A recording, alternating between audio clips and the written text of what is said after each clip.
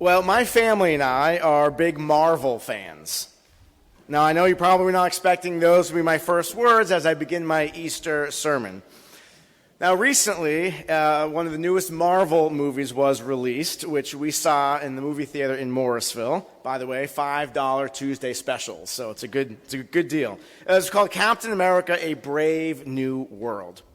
Now, this movie follows the events of past Marvel movies and storylines about the Avengers, Earth's mightiest heroes. You guys, maybe you've seen those movies, or you at least know about those. And the main villain, Thanos. Thanos, not a good guy. This purple-colored enemy, he sought ultimate power. And through a series of events and battles, which make very entertaining movies, he was able to retrieve and use these 6 Infinity Stones, which gave him invincibility. At the end of the Avengers movie called Infinity War, with all these Infinity Stones placed in a special gauntlet, a weapon that allows the wielder to harness the powers of the universe, Thanos snapped his finger, and instantly half of the Earth's population was gone. Complete devastation and desolation. The entire world plunges into darkness and despair, which lasts for 5 long years. You can imagine what happens during this time period. Fast forward to the next movie. 5 years later, the Avengers have one chance to make things right. This group of heroes, throughout the years, they have struggled to come together as a team. But now they have a unified vision. They have a purpose. They have a cause. Even in the face of strong personalities that clashed in the past, literally now the fate of humanity and the world was on them. They had an opportunity to change the course of history, to make right all that went wrong. And at the end of this movie, called Endgame, Thanos, the destroyer, the ultimate narcissist, who we know is willing to oppress and kill at the snap of a finger out of a sense of being self-righteous. See, he believed that might makes right and was willing to do anything to preserve his power.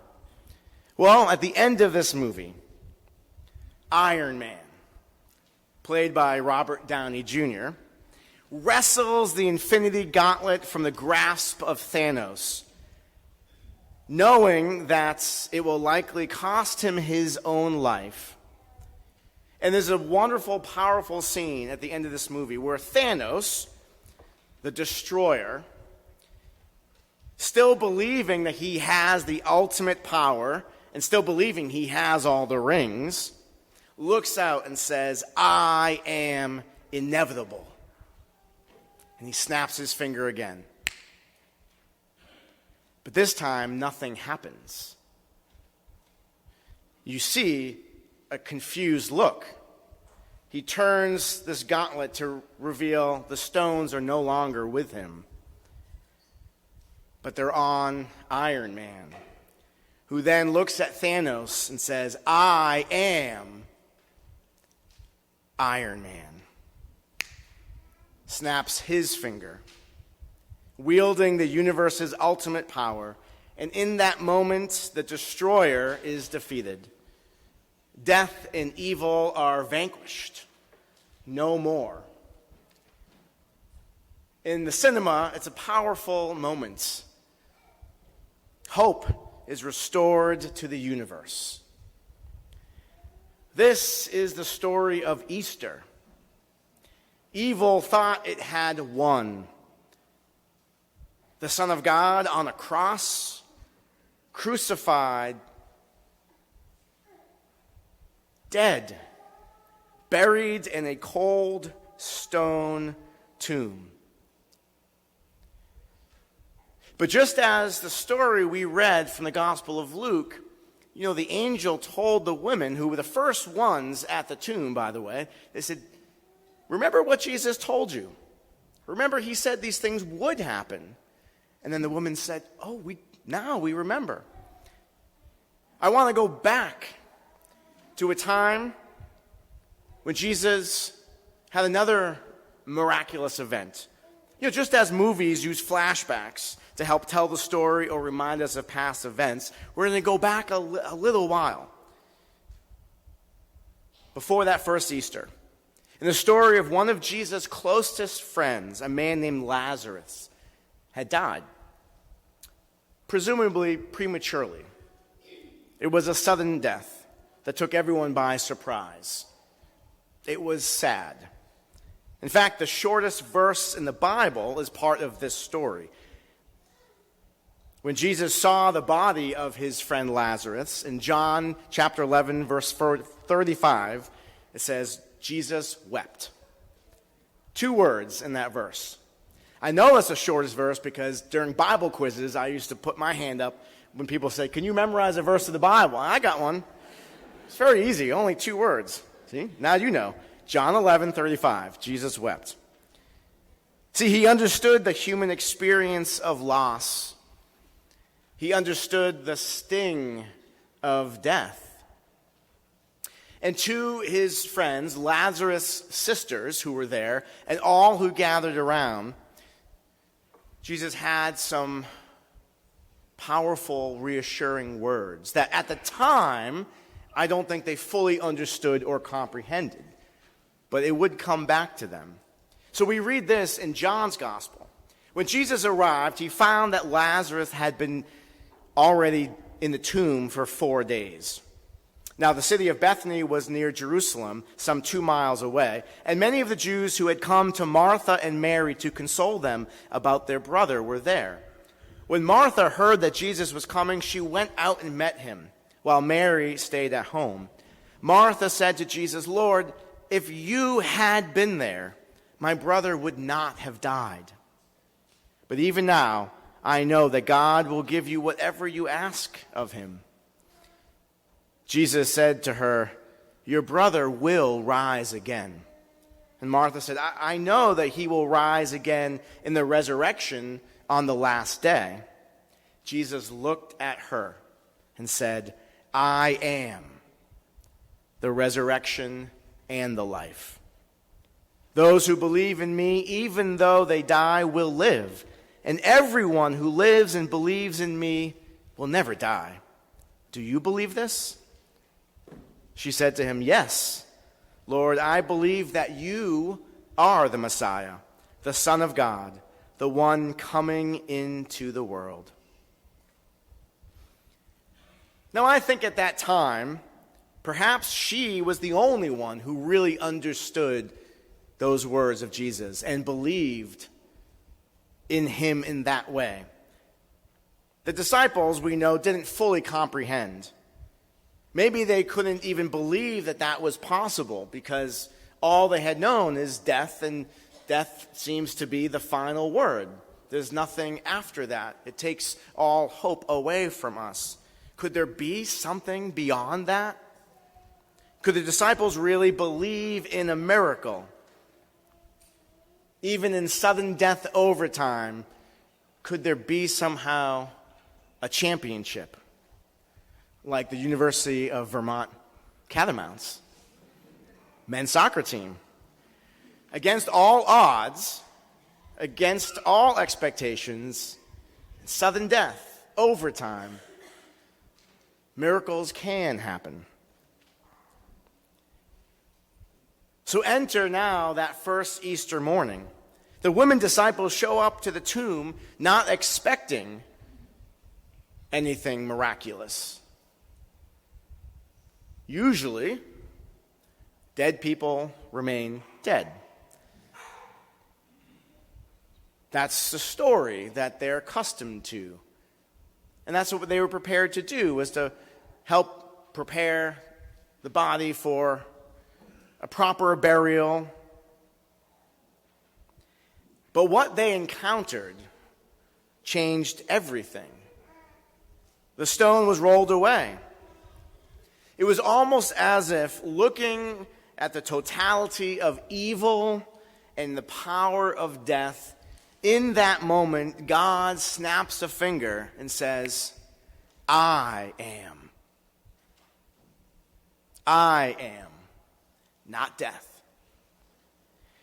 And so we read that the women, and Peter especially, and then we know that all the disciples were amazed. I mean, at first they were confused because they weren't expecting that. They were amazed, and then their lives became transformed. The rest of the New Testament shares how this initially lost, scared, confused, and fearful group of followers came together to change the world. They had different personalities as well, but now they were unified with a cause, with a purpose, and with passion.